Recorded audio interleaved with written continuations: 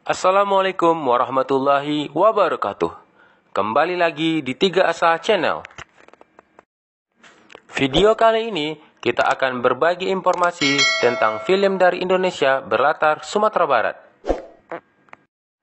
Berikut informasinya.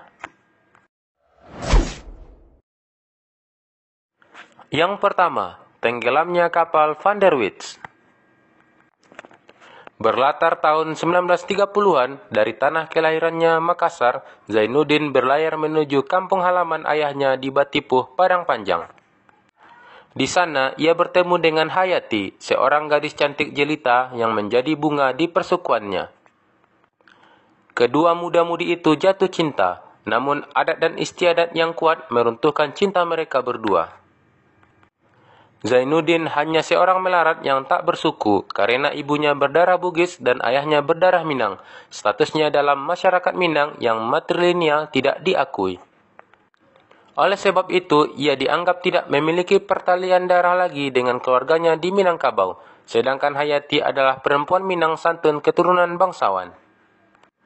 Pada akhirnya, lamaran Zainuddin ditolak keluarga Hayati. Hayati dipaksa menikah dengan Aziz, laki-laki kaya terpandang yang lebih disukai keluarga Hayati daripada Zainuddin. Kecewa, Zainuddin pun memutuskan untuk berjuang, pergi dari ranah Minang dan merantau ke tanah Jawa demi bangkit melawan keterpurukan cintanya.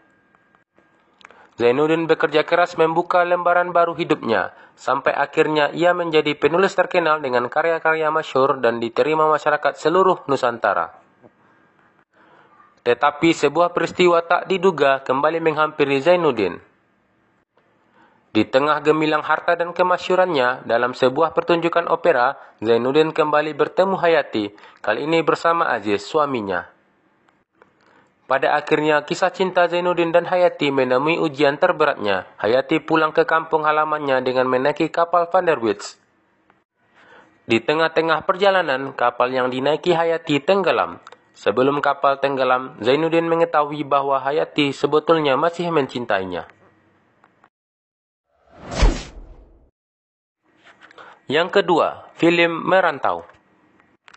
Di Minangkabau, Sumatera Barat, Yuda, seorang pendekar silat Minangkabau aliran harimau, dalam persiapan akhir untuk memulai perantauannya. Ia harus meninggalkan keluarganya, ibu tercinta, Hulan, dan udahnya, Yayan, kenyamanan, keindahan kampung halamannya, dan mencari eksistensi dirinya di keserabutan kota Jakarta.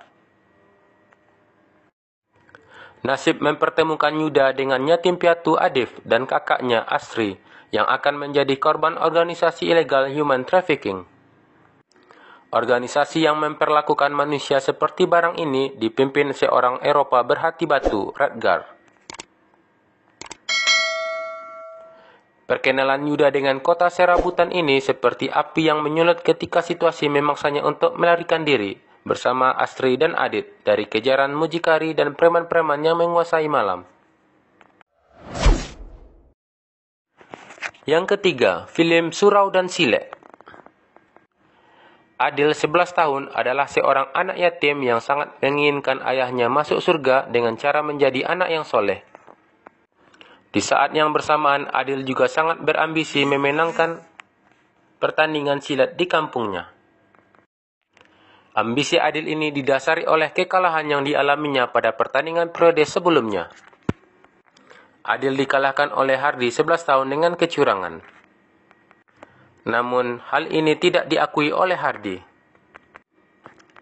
Karena menurut Hardi, Adil hanya mencari-cari alasan atas kekalahannya. Teman seperguruan Adil yang juga merupakan sahabatnya Dayat 11 tahun dan Kurip 11 tahun ikut mendukung upaya membalas dendam kekalahan tersebut. Dengan semangat yang tinggi, mereka mempersiapkan diri menuju pertandingan berikutnya yang akan diadakan 6 bulan lagi. Dalam masa persiapan tersebut, 3 sekawan, Adil, Dayat, dan Kurip mengalami berbagai rintangan. Mulai dari guru silat mereka Rustam yang pergi merantau, keinginan Adil untuk menjadi anak soleh yang kadang bertentangan dengan ambisinya, pertikaian yang terjadi di antara 3 sekawan dalam memandang makna silat, Hardi dan kawan-kawan yang selalu membuli Adil, Dayat, dan Kurip. serta pencarian guru silat pengganti yang gagal di saat waktu menuju pertandingan terus berjalan.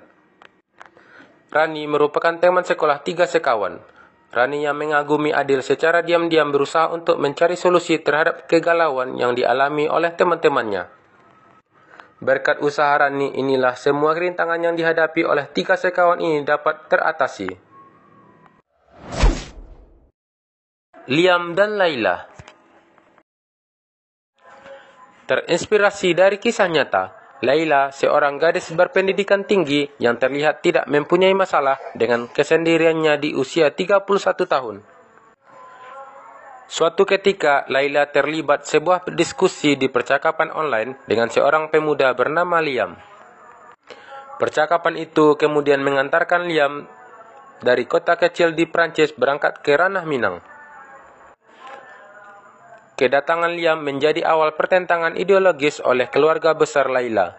Kecurigaan juga muncul dari semua orang yang mengetahui bahwa kedatangan Liam untuk mempersunting Laila hanya berawal dari media sosial. Keadaan yang rumit ini mendorong Jamil, salah satu paman Laila, dan Pian, adik Laila, untuk mencari tahu sesungguhnya apa benar maksud kedatangan Liam ke negeri mereka. Pencarian itu kemudian menjadi sebuah perjalanan unik yang tak pernah terbayangkan oleh Pian, seorang ketua pemuda kampung yang harus terlibat berurusan dengan pihak kedutaan. Hingga kedatangan Haris menjadi jawaban apa sebenarnya yang dialami Laila. Akan dikirimkan perwakilan ke sini, ke kampung saya. Besok sampai. Jadi kalian nanti datang memverifikasi langsung ke sana. Anggap aja ini adalah pulang kampung kamu yang pertama.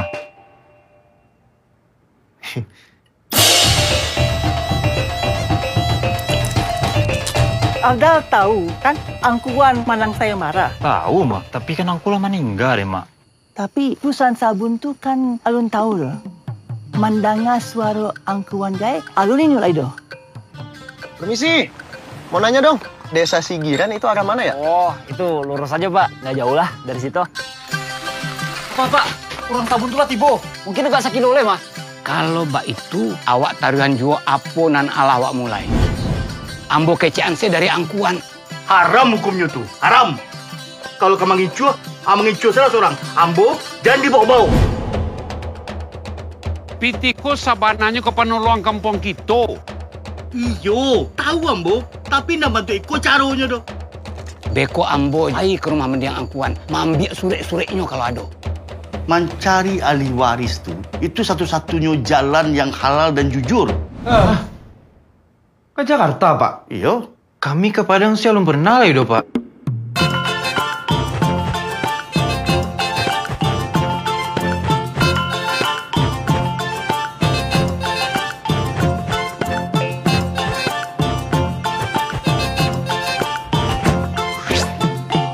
Awan dan Nio diimbau polisi jadi saksi kalau sampai Ado nanti tangkap Beko.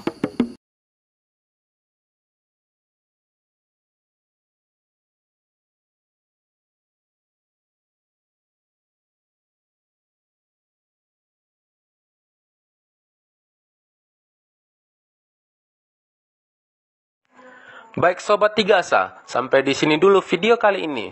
Semoga bermanfaat. Jangan lupa like, komen, subscribe, dan share video ini. Terima kasih. Assalamualaikum warahmatullahi wabarakatuh.